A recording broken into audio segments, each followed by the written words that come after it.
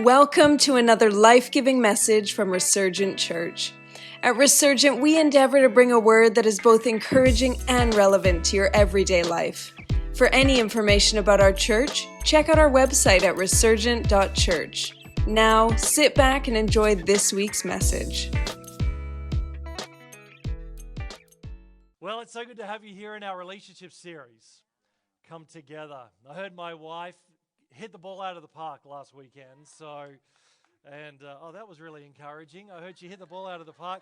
Last service was really encouraging. Great message on love. We've actually written a lot of these messages, all of them together. So there's going to be a little bit of Vanessa, a little bit of Andrew intertwined with a whole bunch of Holy Ghost and Scripture. So I pray. But I find there's only really two people that you meet when it comes to relationships, when it comes to responses. There's the one that's like, give me as much as you can. I've read every book. I listen to every podcast. I love talking and hearing and thinking about relationships.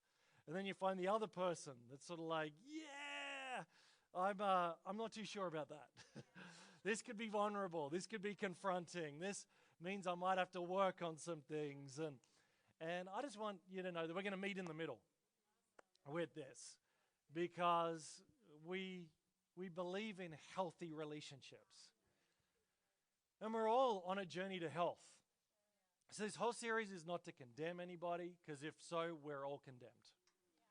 None of us are perfect. None of us are fully whole in these areas. This is not to reveal or to embarrass or to make over vulnerable. It really is an encouragement to lean in to healthy relationships in 2020. And not even make it a year, but make it a decade. To say, hey, I want healthy relationships. I want to build stronger relationships. I'm talking more so from the angle of men this morning because I'm a man. So there is elements, but I also think men probably need to hear this conversation even more so than women.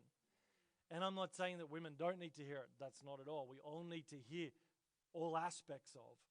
And you're also going to have super healthy men in this area and super healthy women and then unhealthy women and unhealthy men. So we also have different personalities. Some more, sanguine, extroverted people are going to find this easier than introverted men and women.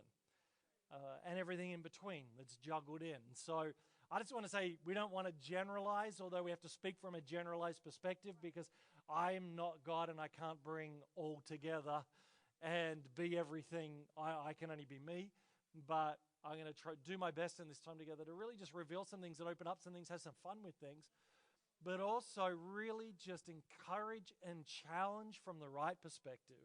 See, challenge is a dirty word now because I think of unhealthy relationships. Come on, somebody. Because when a healthy relationship challenges me, I might not be happy about it in the moment, but I don't respond like I would have to an unhealthy relationship. I see it as a blessing in my life, not as a challenge or a curse or an offense. And so that's why I think the world is so offendable and the world is so unhappy and everything, is because we actually don't want to know, or we are challenged with the truth because a lot of the time it comes from the wrong people, but then we haven't built people in our life to be able to tell us the truth. And so that's why these things are so important and why we really want to deliver it and talk about destiny friendships. Destiny friendships. Can I also say friendships take years? I think for me, and I open up my heart, I think when I've made a decision to pursue a friendship, I open up my heart pretty quickly to a certain level. But I know it takes time to really go, okay, we've got a strong friendship. We've got to argue at least or disagree on something at least once or twice. I've got to see that person blessed enough where it could affect my insecurity and me choose to rise above that and cheer them on, become my default position to actually encourage them. And sometimes what I will do, not just if I'm having a troubled time with it, but we've made decisions when people have big moments in their life, we try to bless them on top of that. To just say, hey, we want you to know that we're excited about your blessing. And the crazy thing about that is the more blessed they get, the more I hang out with them, the more blessed that I get as well by being in their slipstream anyway. So it's a silliness to not want that. And I'm going to share a little bit more about that. But also when it's hard times, when it's tough times, by nature, I want to run in the tough times. My wife's brilliant in those times. I struggle with that because of what I have to carry, but I can't do that for everyone. But I've made a decision for friendships, for key friendships. That's what I'll do, and I've been doing that for the last 2 years for a particular one. And true friendships, they cost you. They cost you time. That's inconvenient. It's like marriage. It's a blessing, and it's so inconvenient. Come on, isn't it true? I can't just cook for myself. And then kids turn up, and it's like, are you kidding me? So friendships are the same. They're inconvenient. They're not on your time frame, and they cost money. Because if you're going to build a friendship, it's like, they just had a major car accident in, the bottom of America, and it's going to cost me $1,000 to get there. And I was planning on having a holiday this year. Well, that's what true friendships do.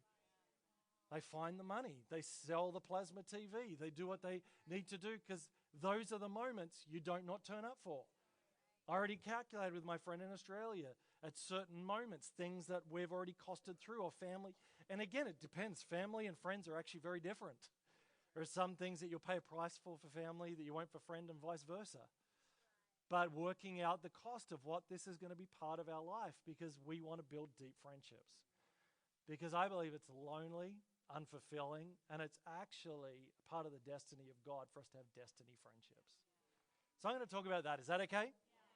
1 Samuel 18, verse 1 to 4 says, after David had finished talking with Saul, Jonathan became one in spirit with David, and he loved him as himself. The soul of Jonathan was knit with the soul of David, and Jonathan loved him as his own soul. Can I just say, scripturally, this is not a sexual relationship. You cannot prove this from Scripture at all.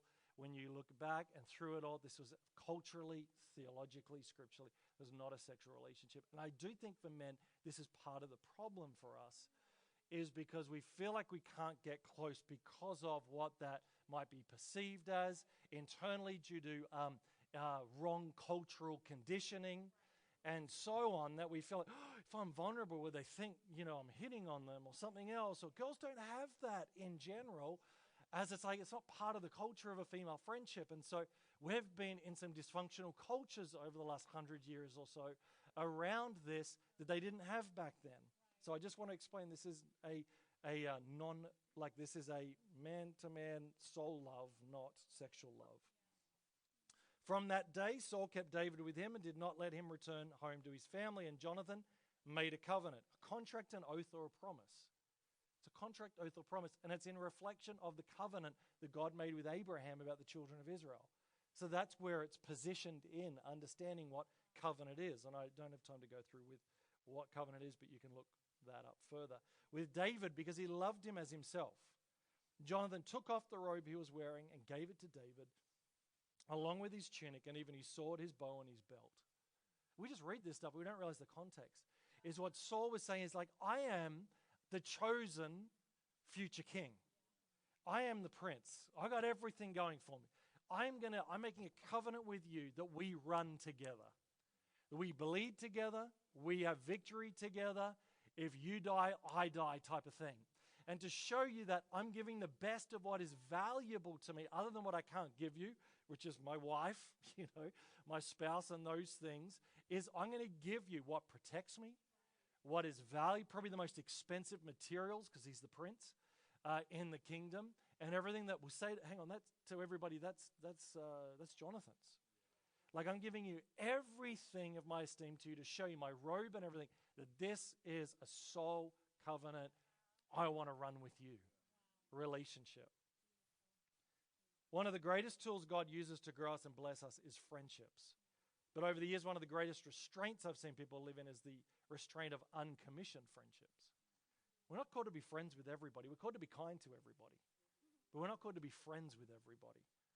And sometimes we're in unhealthy friendships. Friendships can serve so many different purposes. I've had some amazing seasonal friendships, and sometimes we got to let people go. Like people are bringing us down. We've got to let them go. If they're not going to run the same wave, ride on the same wave anymore, why should you get off the wave? I've had some wonderful friends that I've been close to now for over 20 years, 25 years. I've been deeply hurt in some friendships, and I've also hurt some friendships. But friendships are what make life rich. I hate cliches and closed circles of friends with the spirit of it being exclusivity, but I understand the time for a smaller circle of more intimate relationships. I do believe life is full of circles, different circles of different relationships. Some are colleagues, some are, friendships for this area, some are friendships for that area. Some you'll have close, but you'd never bring together. They have different functions, different purposes. You don't change, but they bring out a different part of who you are. I have some friends that I go super deep with, other friends I just love to have a lot of fun with, others that I can do all of the in-between, but I have all different levels of friendship. And I have some that are super close. And I have some that I'm opening up to be closer. I do believe as men we can have more than 2 or 3 friends. But you may only end up with 2 or 3 lifelong friends. It takes time to build, but I believe you can have more if it's done well. It just takes work and takes time. I have 2 long-term friends that are friends like that. We die for each other, be there for each other. We go strong with each other. We laugh hard with each other. But one's in Australia and one's in Scotland, so it's not enough for me. So I'm building some friendships here and even in the States. Friendships are the true blessing of life. And yet so many times we're finding ourselves quite alone in them or without them. I believe in circles of friendships, but there has to be a circle of close friendship to truly experience the blessing of what God created for us in having a deeper and wider non-sexual intimate relationship with someone of the same sex. This is a priority for us in our community this year with Brave Brotherhood and Soul Sisterhood. You just had your first event last night, Sisters, which is very exciting. Thank you for all the guys that went and served, the super smart ones, the single guys turning up, smart. But we must create destiny friendships moving forward and really be open to what God can do through that. John O'Donoghue said, real friendship or love is not manufactured or achieved by an act of will or intention. Friendship is always an act of recognition. I remember a friend in Australia, and he and I were in Bible college together, and he came from a good Christian family, and he was in certain, like, we all have areas of brokenness, but in the area of just wholeness and in general, and he was super healthy, and he wanted to build a friendship with me, and I remember after about 6 months or so, he goes, hey, do you want to be friends with me? And I went, yeah, of course I do. Like, hello, we hang out every so often. And he goes to me, he goes, no. He goes, calling me every 3 months is not a friendship. He goes, when I ask you, because we worked in the same church office, Bible college and so on previously together, he goes, when I asked you to go for lunch, give an hour of your day to go and hang out and talk and hang in. He was the most manly, in that context, like lack of needy, like he was total opposite to that. He was really healthy in this area. Probably the healthiest person I know when it comes to friendships in that respect. Is he said, like, we go and do lunch together, we go do life together, and I'm like, hang on, but that hour for me is where I can build the kingdom, and it's where I can resource information, and I've only got an hour, and I had a job at nighttime after that, and I had so much going on, and he goes, Andrew, I need to let you know something, and I said, what? He goes, you're dysfunctional. And I went, oh, what does that mean again? He goes, you're dysfunctional. I'm like, what you talking about, Willis? I'm not dysfunctional. Isn't this how this works? Thinking, not realizing I had a whole dysfunctional background, so of course I'm probably dysfunctional. My dad used to buy his friends, so I thought that's sort of how you did it. Yeah. And so he goes, no, friendship takes work and time. It's honesty. It's being able to argue with each other without drawing blood. It's being able to be there for one another, to learn, to hang out and do stuff. He says, you can't do it with everybody, but you need to do it with some. And he goes, I'm just not prepared to go shallow. And again, he wasn't this deep guy. He just had a deep revelation on it. He said, and I was looking to move in with him and flat with him, and he goes, I don't just want a flatmate. Like, if we can do life together like this, and we're pursuing God together, it's got to be more than just shallow. And I said, well, will you teach me? Because I'm obviously dysfunctional. And so we did. And so I want to share some of those thoughts with you this morning that I think could help us. Colossians 3 verse 12 says, therefore, as God's chosen people, holy and dearly loved, clothe yourself with compassion, kindness, humility, gentleness, and patience. Bear with each other and forgive one another if any of you has a grievance against someone. Forgive as the Lord forgave you. And over all these virtues, put on love, which binds them all together in perfect unity. One of Vanessa's life mottos is, there is no such thing as strangers, but a new friend to be made. I'm hearing a clicking sound. Is that me? Or is that, no, sorry. I'm wondering if it's here. It's okay. Sorry if that was someone there. All good. I thought it might have been my thing working. I have OCD, sorry. One of Vanessa's life mottos is, there are no such thing as strangers, but a new friend to be made. So we get married, we waited, all of that, didn't touch the Holy Grail till the ring was on the finger. And that's what we say in Bible college, that's the Holy Grail. We don't touch that till the Lord has allowed us into the presence of the Holy Grail. And so, you know what I'm talking about, don't you? So if you're single, keep it the Holy Grail. And so after being able to have that, we're out on our honeymoon, and I'm just thinking 2 weeks of just being in the bedroom together. And because I thought that's what honeymoons would be about. After 2 days, she's like, can we go make some friends? I was like so rejected. I'm thinking after all of these years waiting and going to God and, putting him first, you're the one out of the billion that I chose, that you chose me, and you want to go make friends. So we are complete opposites, Vanessa and I. When it looks even in general, politically and so on, she would probably sit more on the left, and I would definitely sit more on the right. That's why God's put us together, so we can sit in the middle. And as a platform, we do our best to always stay apolitical in those things.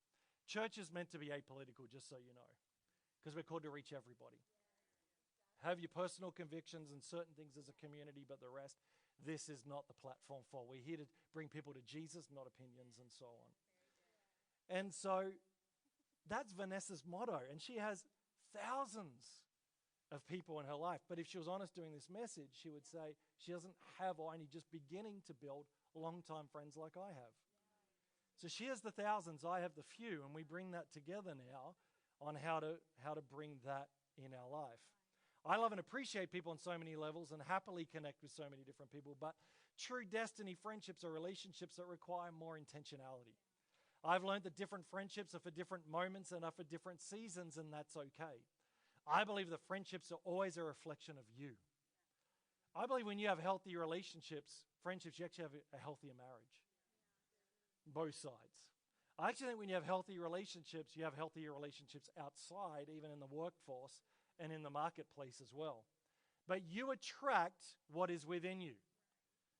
So in Australia, we have this term drop kick, mainly used for guys. But we'd say to a girl, if you attract drop kicks, someone that basically at the door you need to drop, and this is good for dads, for visualization, to drop and kick outside of your front door from not dating your daughter, if you attract that, then it says something about you. So when I'm building friendships or I'm building leaders and so on, I look at their friends. Because we know our future by the people we hang out with. That's why I always want to get around people smarter than me, doing bigger things than me, people that are funnier than me, because I want to keep building humor, because that's a challenge for me, and keeping things light in my life. I look at different things that I look for, people that just, like my mate Dom, who helps serve in this church, is probably up the back somewhere. He just has this attitude of just like life is good. And just he can get hit. He's the guy that could get punched in the face 10 times and then look at you and go, are you done? Are you done now? Even though we then might punch back and you be hurt. Like, I just love different friendships of different and bringing close on different things that we attract for each other, but they say a lot about us. There was an article about friendships and difficulties men face, and I really think it's important. Are you still okay with me this morning? Growing up, James, 28-year-old in California, had plenty of solid friends, but he moved cities. And when talking about moving cities, he admits that he's semi-friendless and tenses up at the thought of making new friends. Honestly, he says, the biggest problem I have right now, this is from an article that I've read, is now making the move, said James, who, like others in the story, asked his name to be made private. He goes, it was easier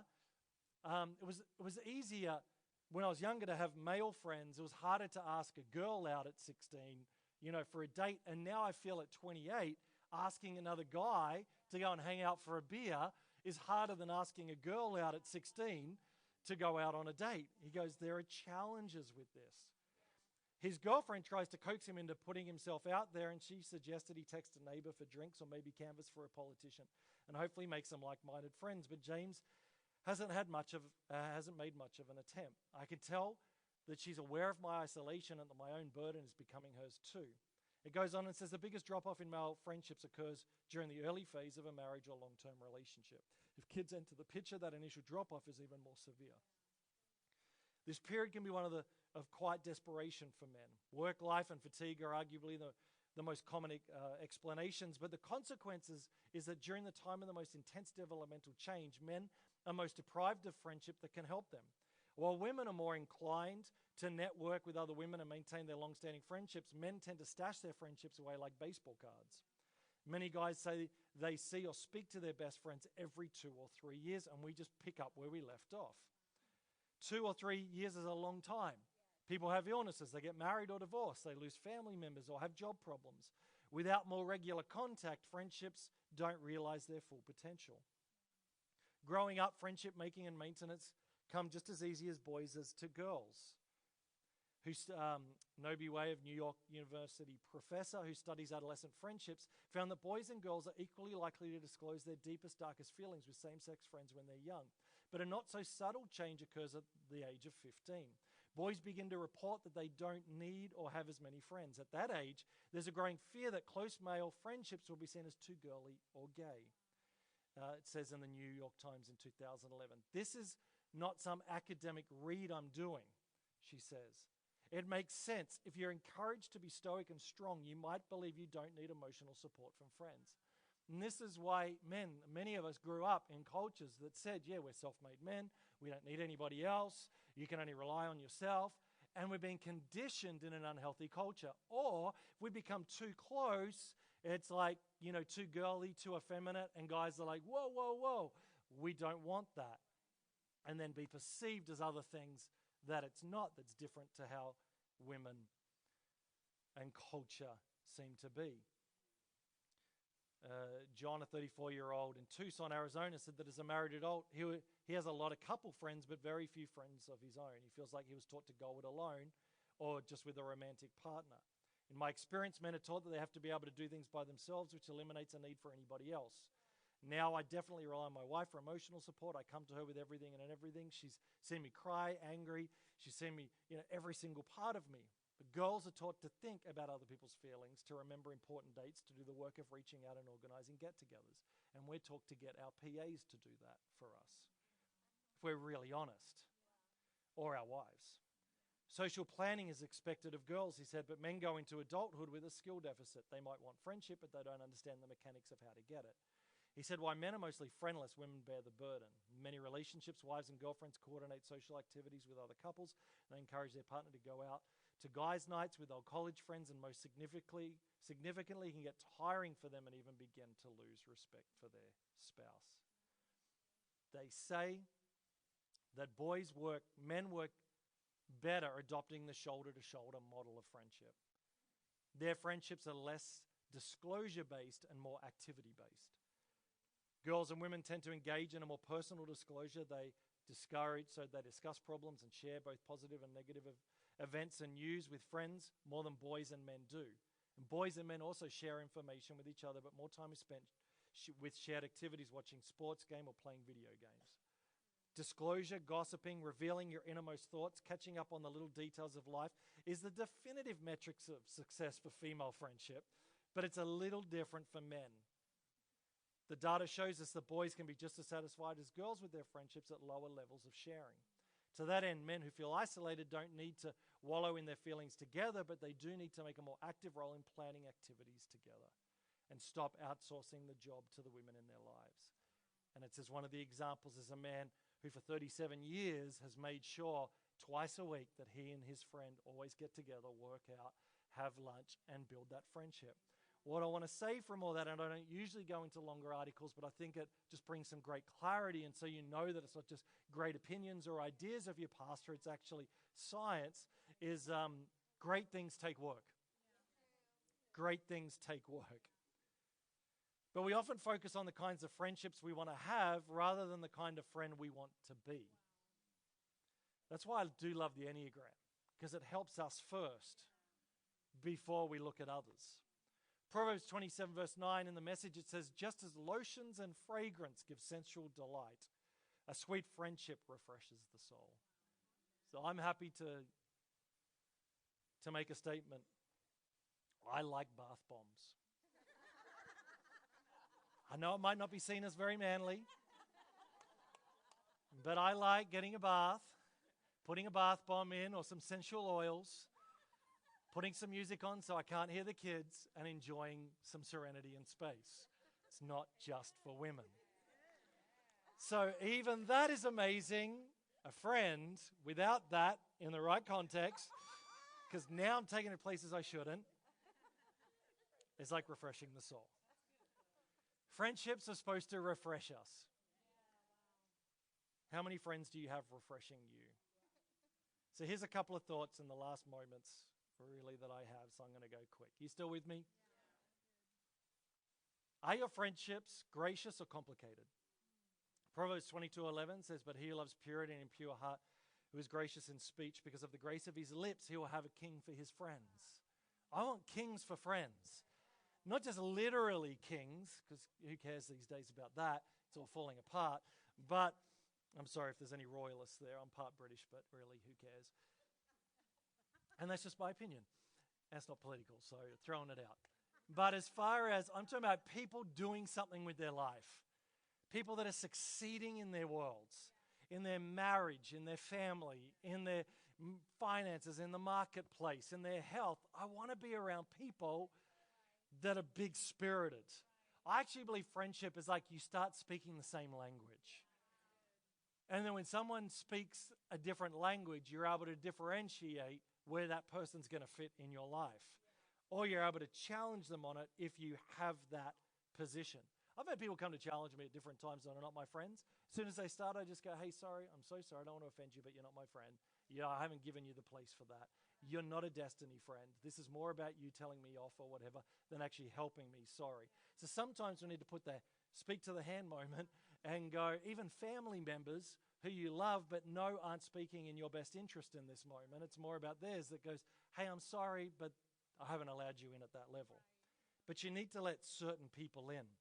You don't want high maintenance friendships. You want people that are soothing to the soul. People that aren't causing drama. The second one is optimistic or cynical.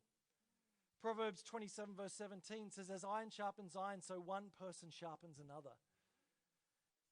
I'm telling you, I want people that are going to sharpen me. They're not talking about all that's wrong with the world. Even what's happening in America and everything else, all I see is opportunity. All I see is opportunity for the church, us individually, to shine. All I see is opportunity for great things of what God can do. Because no politician has ever changed the world, or military leader, or king or queen. Come on, somebody. We need to do those things. We need to be a part of those things, but they're not going to be the thing that changes the world for us. I want people that are optimistic in my life. Each friend represents a world in us, a world possibly not born until they arrive, and it's only by this meeting that a new world is born. I love that. That's why I always keep my door open for certain new friendships that God could be calling me to. I love Kahil Gibran. He says, love does not consist of gazing at one another, but gazing out together in the same direction. It's being on cause together. Also, just having the same interests together. So whatever we believe here, and let's create a society where we can agree to disagree and still love each other. Come on, I would have thought they'd get a big amen. Because in my 20s and 30s, I definitely tried to make everybody agree with me. In my 40s, as I believe I'm getting more secure, I'm realizing life is actually beautiful when not everyone agrees with you, to learn from. And so I love my buddy who I hunt with, and I like moose on a plate. And so when he and I are out there with our crossbows and smelling like the woods and dirty and messy, gazing out together at the potential of what could be in front of us, to me there is nothing more manly and emotional and amazing with one of my friends that I get to do that with. Sacred or secular? Sacred or secular? Actually, I just jumped. Sacred or secular is my next one. Walk with the wise and become wise, for a companion of fools suffers harm. People you're doing life together that's on the same mission, with others in circles for sure, but watching that door open. The fourth is refreshing or draining. I just don't do draining friends anymore. I feel like I paid the price in my 20s and 30s, and I've taught my wife to do the same. We have a very strict, we love everybody, and it's hard because I'm the pastor, so people will be sitting there going, whoa, I wonder if we fit into that. That's what I don't want with this service. I want to just help you in some areas that I believe scripturally, experientially could help, is that she by nature, when she was younger, attracted a lot of needy people because my wife has a big heart, and I would be the one that fired her friends for her. Her bridesmaids, it's only her sister that lasted. No, I'm just kidding. Because they're more concerned about them fitting into their bridal, like their dress, than Vanessa's dress on her wedding day. And I was a lot younger and a bit meaner back then, and I looked at a few of them and I said, some of you can't fit into that dress. So will you stop arguing with each other and get the person who does, and can you just get on with it? I know that was a bad husband moment. But they were draining for her, so I helped her to get rid of draining people. You don't want draining people. You're going to have draining moments, just not draining people. The fifth, safe or superficial. Are you safe with them? Proverbs 27 verse 5, as I bring this to a close, is better is open rebuke than hidden love. Wounds from a friend can be trusted, but an enemy multiplies his kisses. I love this from Proverbs 24:26. An honest answer is like a kiss of friendship. But it's who it comes from. You want safe. When I'm around, I want to be able to, because I'm a pastor, I'm a public figure, I'm a husband, I'm a Christ follower, I want to be able to say some dumb things every so often and feel like they're okay with my humanity. They're okay with some of my opinions.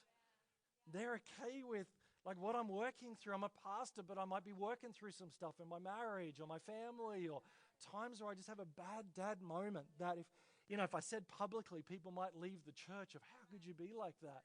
But with my friends, I'm safe with. I don't want superficial. I'll just pray about that for you. No, when my friends and I pray, we get on the phone and we pray. Okay, right now we're praying. We're believing for that. And the last thing, free or insecure. Proverbs 17 verse 17 says, a friend loves at all times, and a brother is born for a time of adversity. You're going to have tough times. I want my brothers to turn up. And I want to create a brotherhood in our church. I believe we can have this. But I think sometimes we're looking at up or around. Why don't we just look at who's around and start building together? And you're going to have to take chances. Like I teach young people, especially guys, or girls, ask 10 guys out, ask 10 girls out. And if one says yes, that's one more than you would never have had if you didn't ask 10 people out. We're so afraid of the one rejection. Like we're being conditioned to be fearful. And we need to break that. So as a friend, ask someone out for a beer. If they can't, don't get rejected by it. Ask another guy out. And if you don't drink beer, ask them out for a coffee. Then what you could do, like I taught young guys back in the days, young adult pastor, if you want to meet a girl, why don't you throw a party? Because you're the host. It means they all have to come and say hello to you. And everybody knows if you're another bloke, if you're interested in someone on the night, it is like a bro code. You let that person, like it's your party, I can't bust in. And so I would teach young guys, throw house parties. And I remember once even myself, I invited 90% girls and 10% guys. I just didn't tell everyone that because I wanted to increase my odds. Like we are so afraid. We are so afraid of rejection. But you know what the worst thing is? Especially a middle-aged man or woman that's insecure. Now, we all have insecurity, but living with it, someone who's always insecure, well, look at them. They're like that because of where they started in life. I didn't get that job in church because they were afraid of what I was gonna say. No, we were just wise because we knew what you were going to say. Instead of, man, I didn't. Maybe there's something I need to work on. Maybe I need to have what is it in me that's breeding? I have to talk all the time. Over-talkers are insecure people. It is what it is. My time's up.